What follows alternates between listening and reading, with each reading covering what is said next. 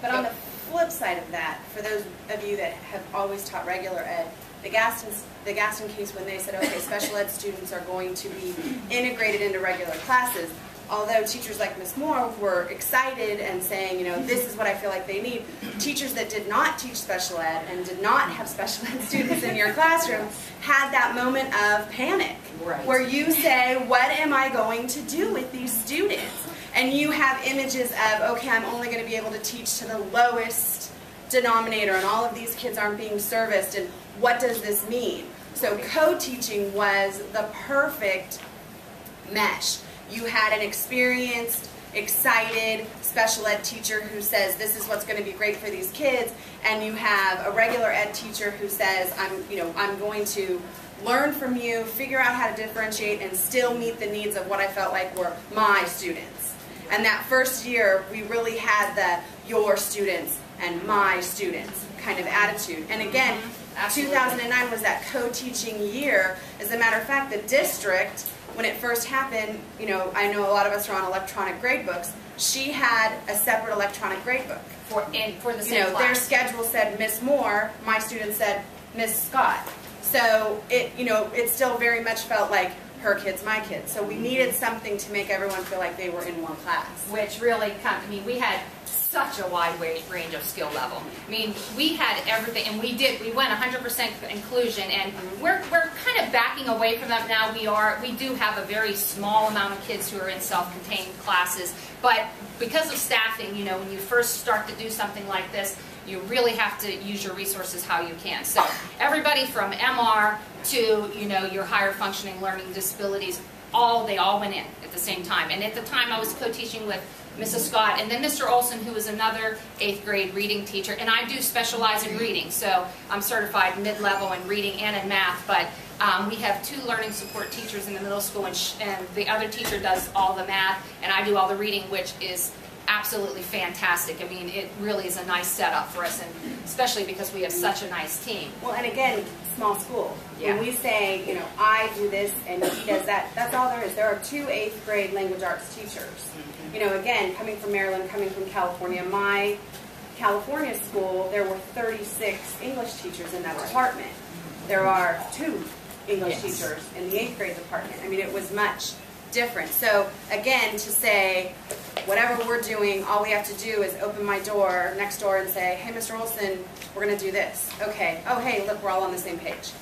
Yes. So now, low affect. We had students who really didn't care about school, and I'll give you, my daughter is a gifted student. She has come through our district and has always been very successful. In her 5th, 6th grade year, that stigma of being smart really got to her. She was feeling so down about, you know, being teased about being the intelligent kid in class, and it just wasn't cool to be smart. And that was a real problem for me, because she's just such a wonderful kid, and I hated to see that. And so it was really personal. And think about it, we had these learning support students who were in special education classes their entire school careers. And we're taking them all in one swoop, and we're throwing them into these classes. They were quiet as mice. They didn't want to do anything. They didn't want to interact with the other students. Their confidence was just down. You know, even their written work, they didn't want to turn in written work. Yes. And when you say, okay, passion papers forward, they were afraid someone would see their paper, see even their penmanship, all of that stuff. They were embarrassed, for lack of a better term, to be in that classroom. They were embarrassed to say anything, to volunteer. Even if you would ask a question and someone would raise their hand and answer it, you could see them say, that's what I thought it was. I thought it was that answer. But they would not say a word. Yeah. And in addition to that, you know, we know, I don't know how many of you are special education teachers. So several of you, you know that the research shows that even the best special education teachers teaches to the level of the class. So, and there have been studies that show that special education classes read 1/10 of what the regular education classes are reading. So even though we felt like we were doing a phenomenal job, we weren't at the level we needed to be, and we weren't raising that bar up high enough for those kids, and there really was no motivation for them to go that high anyway. They were comfortable in their surroundings. They liked the learning support classes. They enjoyed that they got to do different things than the other classes. But there was still always that stigma of, you know, I'm special, I'm different, and they knew that. Well, you know, it's a completely different story now. And then another thing,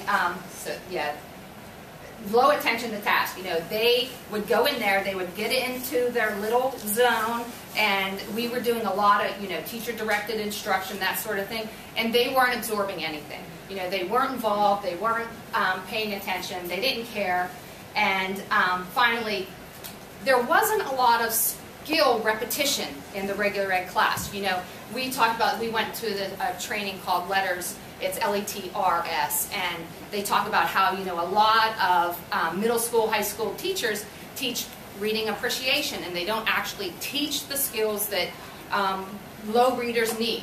You know, your good readers are going to do all of the inferencing and, you know, summarization, identifying mandate. That comes naturally when you're a good reader. But when you're not a good reader, those skills do not come naturally. And so because we hit that a lot in the learning support classroom, I really felt like we were doing those kids a disservice when we put them out there, because that repetition of those basic skills were not there. And, you know, that became a problem. So we decided that we had to do something, obviously. Now, so between Mrs. Scott, Mr. Olson, and I, we decided we had to create some kind of structure for skill-based learning. And because we do a lot of, we call it PSSA, Pennsylvania State System of Assessments, we do a lot of PSSA prep. And we had these books from the state called Coach Books, and they had lesson after lesson after lesson, paper, pencil, where we would go through and we would go over these important skills for the students. And the nice thing about Pennsylvania, though, I have to say, is that they developed reading anchors, math anchors as well, but it really helped you look at what skills the students needed to learn and not like the total standard as a whole. Because sometimes the standard as a whole can be so overwhelming and trying to break it down, but they came up with, and it came out to about 25 reading skills that we really pound throughout the year. It's the same thing any district, any state does. It's just that the state of Pennsylvania broke it down. So again, everyone's on the same page. Everyone knows what we're talking about. You write your lesson plans. That standard is so huge. What exactly am I doing today to meet that standard? And that's what that reading anchors. It breaks it down. And we all know how to write an outline. You have the big topic and then all those little topics. All those reading anchors are those little topics underneath. And we were also lucky because our school is a huge data school. We do, and across the state of Pennsylvania, we do assess them quarterly, and it's called the benchmark exams, benchmark 4. And what it does is that it kind of gives you a little picture of how they're going to do on the PSSA. And I think the correlation they said was about 79% correlation. If you do well on the benchmarks, you'll have a good chance of passing the PSSA. So we had that data structure in place, and we also have a website called EdInsight, where we can go to that student's page and we can get their grades for the last however many years they've been in our district. We can get their PSSA data for that long. We can also get their benchmark data and I think we started, Mr. Walther, you might want to correct me here, Foresight, did we start doing that in 2006 or 2006? So all the way back to 2006, we have that information and that data. So we started to use that data to plan our instruction, and what we did is after we would get our quarterly assessment at the beginning of the year, we used the end of the previous year, we would target those weak areas. We would choose, what are their 6 or 5 weakest skills, because when we first started out we were doing 5 centers at a time.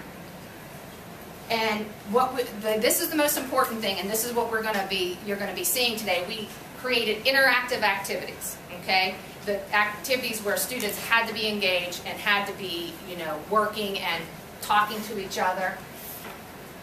We use competition, and you'll see when you see how we structure our activities, we do like a station teaching model, but we just have a little bit of a twist on it, and it's a time teaching. We also have reading blocks, which makes a big difference too. So we have at 80 to 100 minutes, depending. Last year we had 100, the year before we had 80.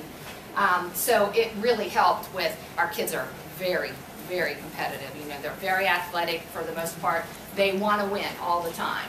And then we also have a special class called academic support, where students who are less than proficient on the reading and math benchmarks have an extra class in place of one of their special class where we also do a lot of